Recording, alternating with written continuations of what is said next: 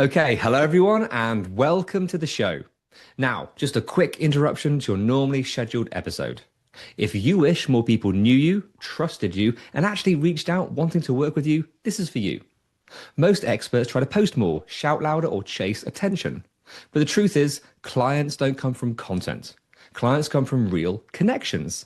And that's why we built the Profitable Podcast System.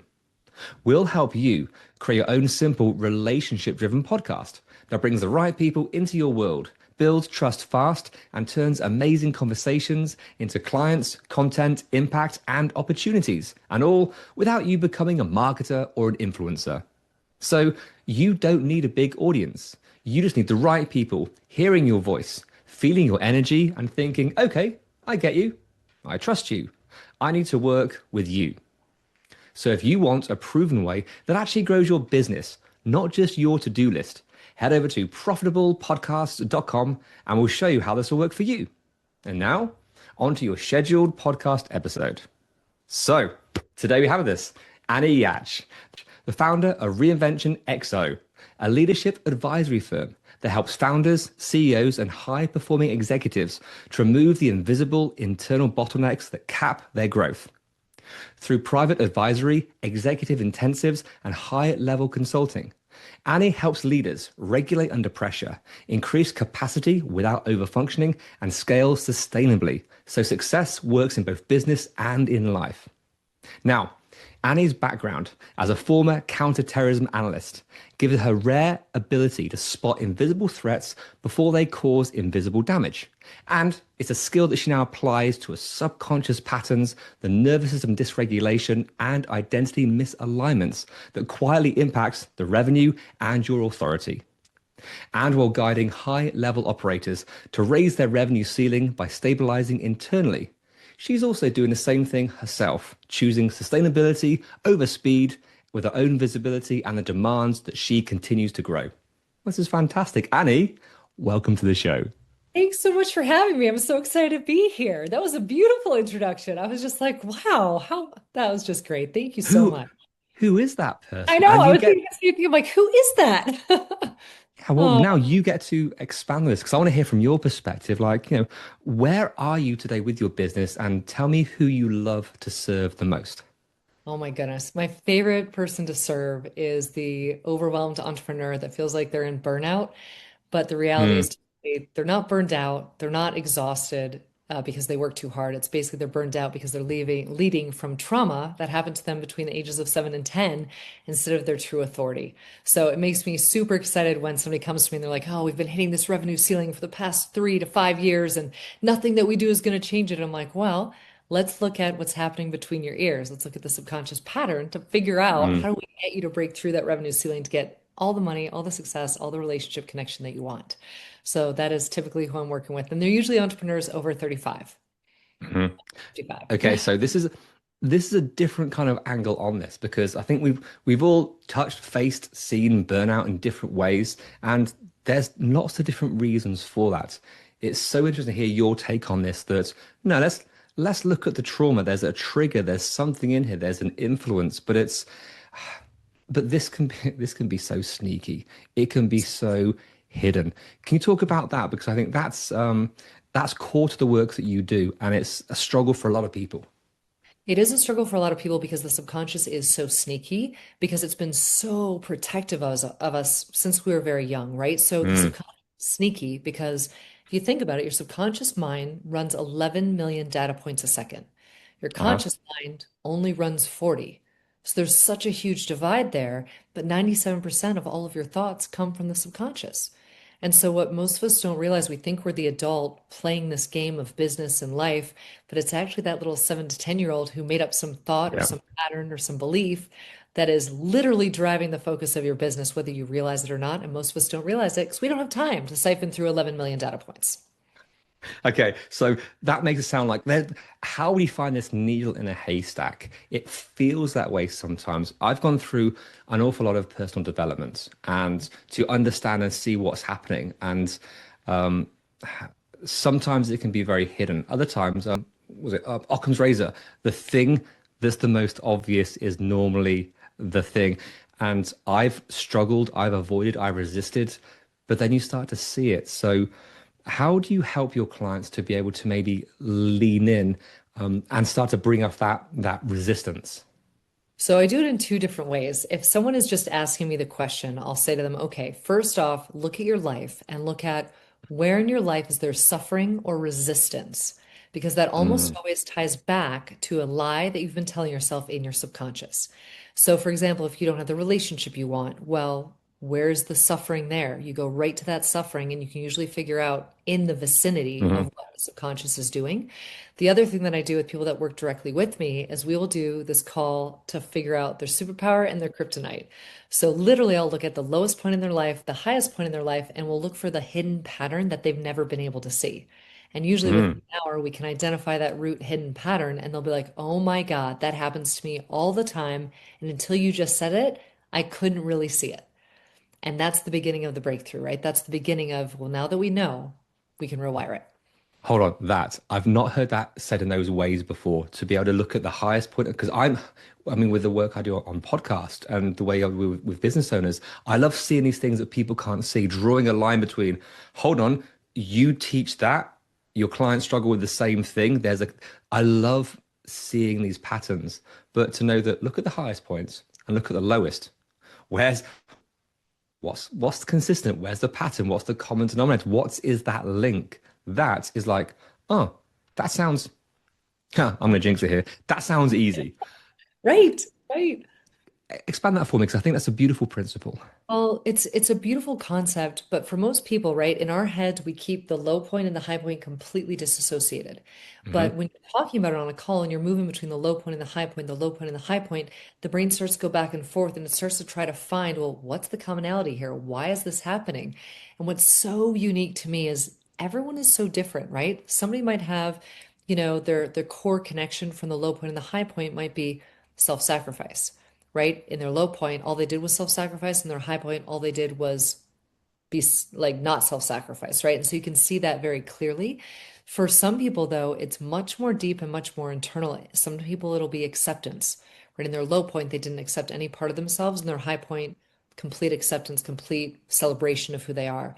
But what's Mm, interesting is once you unlock that for someone, their brain will start to run and find memories to prove that the low point pattern and formula is exactly true, and that the high point pattern and formula is exactly true. So I help them define what their success formula is that will drive them into the high point over and over and over again much more quickly. And that's really where you end up, breaking through these revenue barriers because if you know how to get to your high point almost instantaneously within 5 to 10 minutes, you're not going to be redirected off your path by the negative emotions, the negative triggers, the negative feedback. hmm. But hold on, but that can be a double-edged sword here because you're right. Once you see this, your brain wants to prove it. We see what we want to see. We will prove this. So, but there's a problem with seeing what you want to see. So there might be things come up that I'm going to prove this or I'm going to prove this, or maybe there's an there's a protection mechanism. So I want to prove you wrong, which means I'm going to now see this. So it's almost like there's a layered approach here, which yeah, it might take time. It might be so obvious, but as you start to remove these inner layers, you start to get there. Can you make this real by giving some examples, some tangible examples, whether it's a client or make it up for the Oh no, sake of it? I'll tell What? you clients. I remember all my clients' stories. So, one, I'll use a male first, and then I'll use a female second, just because I don't know, how many males or females are in your audience. But for a male, I had one gentleman. He had only ever hit 2 million, and Mm, he's like, I want to take my company public. I want to do all these different things. Every time I try to do it, I end up in the hospital. I end up almost dying. And that makes me feel like I really shouldn't go after this goal. He's like, can you help me figure out why I'm doing this to myself? And so we looked at it, we traded all the way back. His dad died when he was 15. His dad had only ever made $2 million. When his dad died, when this young man was 15, he took over the business and the family and all of the money. He had to manage mm, it. And so he created a story in his 50-year-old mind, and he created a little bit earlier as well, that if he made more than $2 million, he would die like his dad did. Now, logically, mm, that makes no sense. But in the illogical brain of a person who's developing, when a trauma happens, suddenly a decision is made that this is the way things are. And in order for me to protect myself consciously and subconsciously, I have to believe this is true. So when we rewired this part of his brain, he went on, took his company to IPO status, has made millions and millions more. So it's just that's a beautiful example of one of the male clients I worked with. One of the female clients I worked with, she has always wanted to start a new company. She had run one company. I think it was, she probably made like maybe $10 million with this one company. She wanted to start a new company. She couldn't get it off the ground. She couldn't start it. Every lease she tried to sign, it would never work out. So she's like, can Mm-hmm. you help me figure out why this thing that I'm so passionate about, we can't find? Turns out the situation in her brain was that she'd always told herself that she needed a man to be successful. And so she thought in her subconscious she needed a man to sign the lease with her, otherwise the lease would fall through. So the Mm-hmm. second we rewired that, she goes out, signs a lease, her business is booming, she kicks starts it off the ground, and she never looked back. So like these are just small little examples, but like one thought pattern can be the Yep. difference between you making a ton more money, a ton more impact, attracting more clients, and not. And what about the examples of those two polarities? So the highest high and the lowest low. That is, I'm interested in that kind of example. Sure. I just did one. If you want, let me pull up some notes really quick because I just did one this morning and it might be a little bit easier to talk through. This is like a very basic one, but it gives you sort of a good idea. Mm. Um, so this morning when I did this work, I had a client come in and she's very self-aware, right? So she's seen some of these things. She just didn't bring it all together. Basically, when we talked about it, she got stuck in her low point of always um, basically negative talking to herself, telling herself all the negative things that have happened because of something that happened in her parents' divorce. So she was the peacekeeper, but she also was very negative towards herself. When we looked at her highest point, in her highest point, she had literally dominated in sales, made tons of money in sales, had incredible career highs. Turns out, when she was in the divorce situation with her family, she felt like she wasn't accepted unless she was that peacekeeper. When she was in her high point, she felt like she was accepted and she didn't have to be a peacekeeper. She had to make it rain. And so Mm. what we identified was it was her self-acceptance that changed the game between the low point and the high point. So the more she was to step into this feeling of accepting herself, accepting all parts of herself, accepting, her heart and her brain were both just as strong, the more likely it was that she would trend into these higher points of her life. The more she stayed in the low point of not accepting herself, the more she would stay in these lower points and these lower vibrational frequencies. So that's just an example of the low and the high. And the core connection was self-acceptance. This is interesting with cause and effect because even listening to that, it's you can reverse engineer this because what comes first? I have that, so I get acceptance, or that acceptance which causes this. Sometimes it's hard to. I think this is where you can expand on this. It's hard to see because you don't know what comes first, what controls that. Can you unpack that concept? 'Cause I think that's super interesting. Well, I think that for most people, right, your whole neural pathway for any low point has been one neural pathway. For Mm. the high point, it's always been one neural pathway, right? Those two neural pathways have never intersected until we do this process of the low and the high. And so, for the first time ever, for most people, the brain is bouncing back and forth, almost like EMDR, if you've heard of EMDR, where your brain is processing both subconsciously and consciously, subconsciously and consciously. And when it makes that connection, all of a sudden it reveals something to you that you couldn't have seen in the past. So, I mean, it is very similar, I think, to what happens in EMDR to release a high emotional charge. I think the difference is just that because the brain can fluctuate back and forth so quickly in that scenario, you can see things, or the brain gets very confused, which is hilarious to watch because people will be like, I know you just asked me something. I literally have no idea what you said. And I'm like, well, that's because the subconscious cannot let you see what I just told you, because if it lets you see this, then everything in your life is going to change, and the subconscious is terrified of the unknown. And so, Okay, yes, that pause that fear right there. yes, There's a very conscious and a subconscious fear. I feel that both sides are almost that's the one thing they all team up with. Say yes, I don't want to show you this, and I don't want to see it. So it's almost like there's a double whammy there. That moment of that door opening, of seeing that, of feeling that, that I think is a moment of choice, if you will. You yes, you can't unsee it, but damn it, you can still try and suppress it and hide it. How do you yes. help your clients to, in that moment of this pivotal moment, to be able to again release, let go, allow, surrender. I think it may be a beautiful word.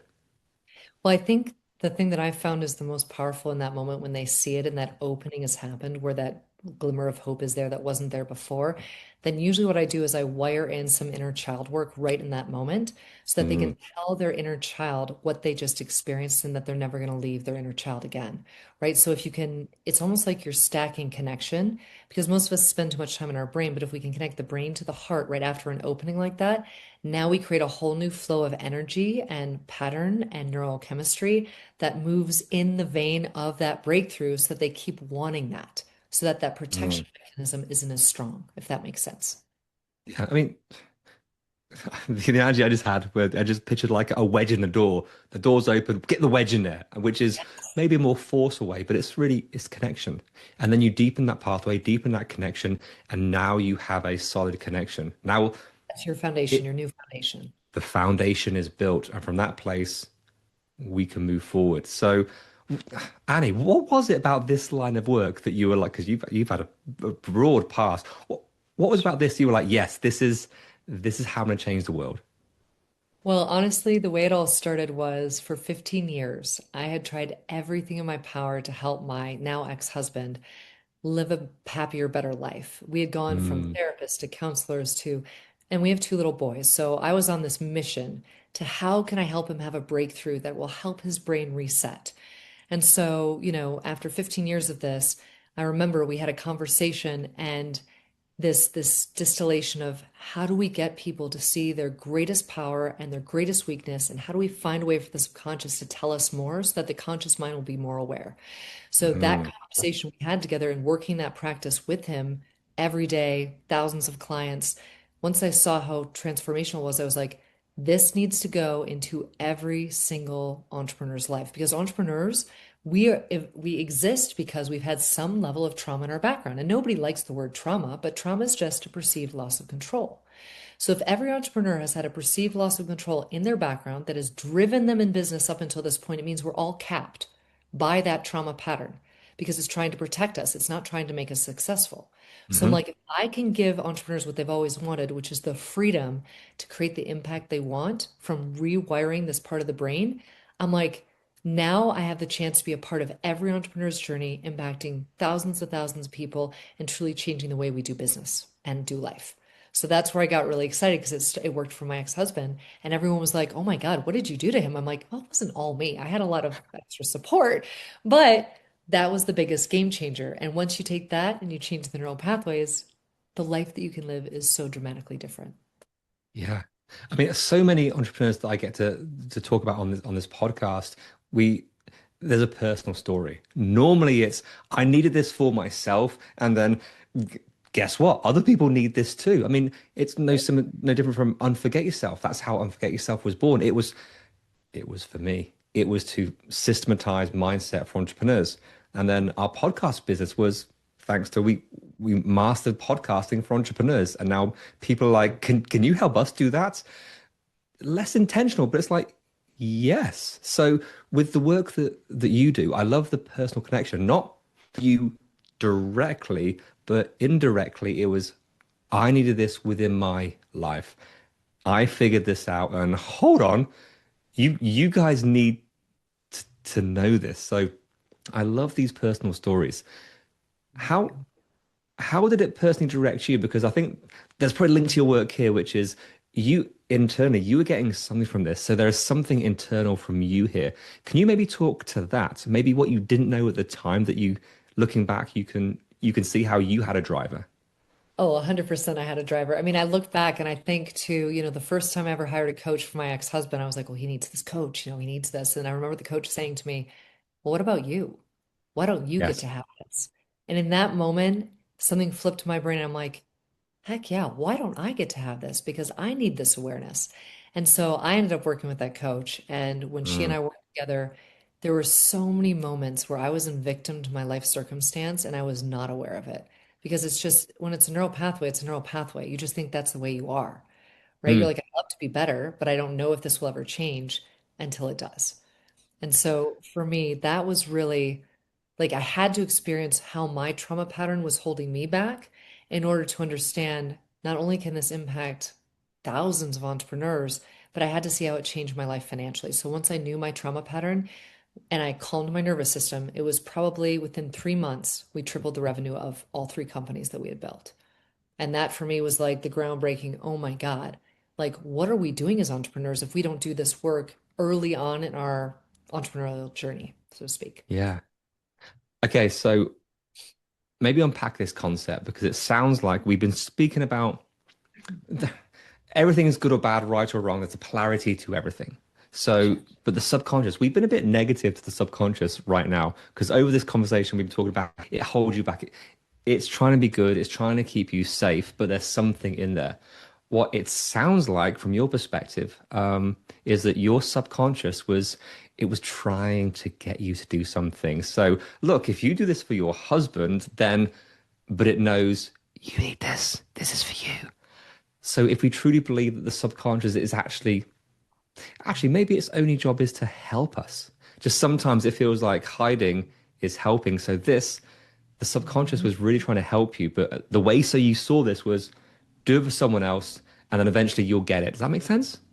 Well, a lot of times as entrepreneurs, we will self-sacrifice until eventually we get to the point where we're like, no, we can't self-sacrifice anymore. And that's one of our lessons, right? Yeah. So I think you're 100% accurate in that assessment that we've made the subconscious sound like it's bad. It's really not. The subconscious is Mm, just a way that we have kept ourselves safe, right? So because the subconscious doesn't know what's past what it knows, it sort of fears things that are in that unknown space. But as entrepreneurs, we're constantly making ourselves uncomfortable because we want to know what's in the unknown, what's past our abilities, right? How do we optimize this? But I think that if we can look at our subconscious and say to ourselves, within the subconscious, there are programs. Some of these mm. programs are very relevant, and some of these programs are no longer relevant because the environment that we are in has changed. I could tell you a little story that makes it a little bit more relevant and people will understand it a little bit better. But if you just think of your subconscious as it kept us safe for a long time, now it has some programs that we might have to retire because they're not as relevant and they're not going to take us Mm. into the unknown in the way that we want to go. I think, yeah, share that with us because I think an example comes through from Katie, and she has this concept when working with her clients that it's the desert island. That version of us, that person that has values, that has skills, but has limitations. Like, hold on, that version of Mark, I, I love you, but I'm going to retire you. I'm going to put you on this island, which you have everything that you need. I can come back, I can travel, I can visit, but Be you're not. thankful for you. I can have Ah, gratitude for you. Yes, yes, so we're not killing them off. We're retiring no, them, just but retiring. just go and enjoy, and we'll still reconnect. But you're good. That for me was like that was a beautiful You're meditation. That awesome. was a beautiful way of reframing. Yes, 100%. I love that so much because it's not that we want to cut them off from our lives. They've done an amazing blessing for us to take us to Mm, this point, and now we're retiring them and thanking them and being in gratitude. The way I look at it is I'm like, they used to drive the bus. Now I'm driving the bus as the adult mhm. self who knows who I am, right? Because we don't want the programs to drive the bus for us because then we're really more, on autopilot than we are living our lives the way we want to. So does that process naturally happen once you see these patterns, once you understand these stories, once you start to reconnect with yourselves, this retiring, this evolution, this change, it feels like this kind of happens organic. How have you changed over your business as you've known this and taught this? Oh God, massively. See, from the beginning, I think, I used to always worry about money and I'd be like, oh my gosh, how's this going to happen? Who do I have to talk to this month? I had like such a system and process. I have to make this many calls. I have to do this amount of things. As I've Mm, gone through this process for myself, I literally know that I will always be taken care of. It's always going to work out for me. And so I just trust that the people that find me are the right people for me. And usually they're like, I heard your voice and something in your voice said, I need to give this woman a call. And so I mm, don't worry about money in that way anymore. I know that I'm always taken care of, that things are always flowing to me, and it changed my relationship with money in general, number one. mm, I think the second big change for me is I never thought that I was the entrepreneur. I thought my ex-husband was the entrepreneur. And as I went through this process of watching all of my, the patterning and figuring out where I was holding myself back, I was like, oh my God, I am the entrepreneur. And that changes the game when you're like, wait a second, all of this has been created to save that entrepreneur because I was ultimately trying to save myself. So Mm, I wish more people would understand that like your life is here so that you can become the love of your own life. And the experience of going in your journey from what you're trying to solve in business to what you're trying to solve in your relationships, the more you know about this patterning, the easier it is for you to step into your gift to humanity. If you don't know your trauma pattern, you don't actually know your gift and you won't feel as fulfilled from at least what I've seen. mm. But the beauty, but also the disappointment here is it's not like it's a one and done. Know your Yeah. pattern, do this, and then it's rainbows and unicorn farts and everything going forward. It's like this is it's ongoing. It's a continuous evolution. Um, what's that like for you as you continue to step up and then it raises its head again, or something new appears, or it shows up in a slightly different way? What's the what's the continuous evolution like for you personally? Well, I mean, I'm a little bit selfish in the work that I do because when I do this work, every session I do allows me to learn and allows me to grow and allows me to have something Yeah. reflected, right? Because you know, everybody that you attract is basically an earlier reflection of you. And your reaction to that person is going to tell you a lot about what you're still working on. And so I selfishly do this as well because I love learning from every single person. They're always like, I don't think you're learning that much from me. You're giving me so much. I'm like, oh no, I learn from every single moment I spend with you. And it helps me to love myself and to love you more. And so it is a constant evolution of looking at my patterns, looking at what I react to, looking at what my response is. I mean, I've done so much work over the past 7 years of just calming my nervous system so I can be in a very Mm, calm state for all decision making. That was mind blowing doing that work. So I just constantly show up and I'm like, it's not that I think that I'm in a bad spot. Not at all. I'm just like, what more can I learn? What more can I tweak? Because I'm either winning mm. or I'm learning. Either one. And they're both great. Nice. Let's wrap this up in a big, beautiful way. Let's end with something very tactical and very tangible because that moment of being in this calm space, what tools or tactics could you share that maybe you'll go to be able to, in that moment, to regulate, to bring yourself back so that you can do some work, make the right decision? What are your go-tos? Because there are so many out there, and So many. it, yeah, what works for you? I mean, there's so many out there. Everyone will say breath work, journaling, meditation. I don't necessarily do any of those things. What I'm a big fan of is I found a company about 7 years ago that calms the nervous system by a bioidentical technology that they created. And so Hmm. it's just something that I found and, like sprayed in my mouth when I feel my anxiety rise about something, and it just calms the nervous system right away. And then I use the tools that I have. So the tools for me, I learned Jinshin, which is where you hold your fingers and you do breath work with your fingers. That was huge for me. Honestly, one of the other things I love doing is I love creating a parallel lifetime. So, like, if I'm in a really difficult moment and I'm like, oh my God, this is so difficult. I hate this so much. How do I get out of it? I literally will create a whole imaginary reality over here and I'll merge Mm, myself into this imaginary reality. I'm like, oh, that feels a lot better. I think I'm going to stay there now. And I'll ask myself just one question, which is, what do I want to be true? And if you ask mm. that question, what do I want to be true in this moment? It almost always puts you into an alternate reality that you can easily move into emotionally. And that's the first step to get you to a new place.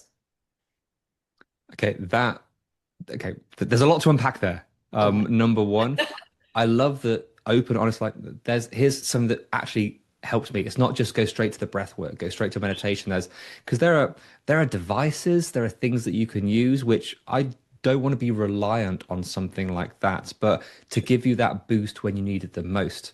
There's crumbs, because research this stuff. I love geeking out here, but Falsetto, they have all these different things out there. So many things to calm the nervous system. Yes. yeah, I'm now retargeted with all these ads for different, like the two-pronged approach on your neck. I don't know if that's effective or not. I would love to interview the owner of one of those companies, but it's those things, if you don't rely on it, but if it gives you that, if it brings you back in, so It that opens the wedge, right? If it that gives you wedge, that door, that's what we're looking yes, for. We just need a wedge. We just need an opening, right? And once you have the opening, everything can come together. but it's what works for you. Yes. I mean, you're on the Unforget Yourself show. Unforget your, remember you. What's going to work for you? That's that's the beauty of this. So it's beautiful for you to share these tactics. What was the thing I was going to pack with you? Oh yeah, lastly, this could be a whole podcast interview on its own. That timeline, alternate realities. That, for a long time, that was a stretch for me. I was too logical. I couldn't see it. I couldn't feel it. People say they've proven it. I'm like, you can't prove something like this. But the experiential understanding. I remember doing some timeline therapy, and Oh, yeah, I, tell me. which is fantastic. At the time, that was a stretch, but literally after doing some work, going back, having these conversations, understanding, realizing the next week of my life was dramatically different. It was noticeable. I'm like, this, do you believe in coincidence? I don't know. But I had the, could I prove it scientifically? Hell to the no. But did I have the experiential understanding? I did. So I think all these experiences start to just open and just allow. And whatever brings more ease and fun and joy and play, I don't care if it's all gobbledygook and not real.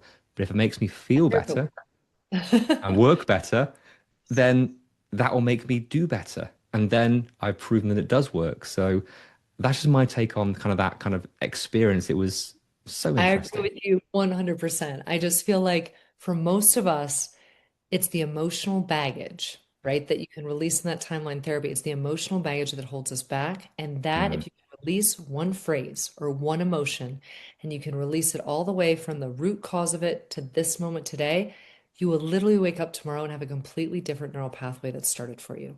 So that's why I'm so mm. passionate about it. It's literally, it's one thought that gets to be removed from that subconscious patterning that changes the game of how you think in general. So cool. I could talk about this for hours. Well, That's Annie, good. look, thank you so much. This has been such a fun conversation. I've really enjoyed sharing not only the amazing work that you do, but also behind the scenes, what it's like for you, how you apply this and getting really tactical. So thank you so much for sharing. Oh, thank you for having me and thank you for making it so real. I think that's one of my favorite parts of everything that you do on this show. Oh, thank you so much. I You're appreciate that. And for those people that want to know more about you and the amazing work that you do, how can they reach out? How can they find you? So you can reach me at reinventionxo.com or reinventionxo.annie on Instagram. And I still respond to all my own DMs. So you can send me a personal message. We can jump on a call and I can get to know you better. Fantastic. So everyone, if you're curious or think, yes, this sounds fantastic, go and check it out. And then reach out, start the conversation, say Mark sent you, and enjoy. And again, look, Annie, thank you so much. This has been an absolute pleasure. Really enjoyed it. Thank you so much. It's been wonderful, Mark. I appreciate you. Oh, you're welcome.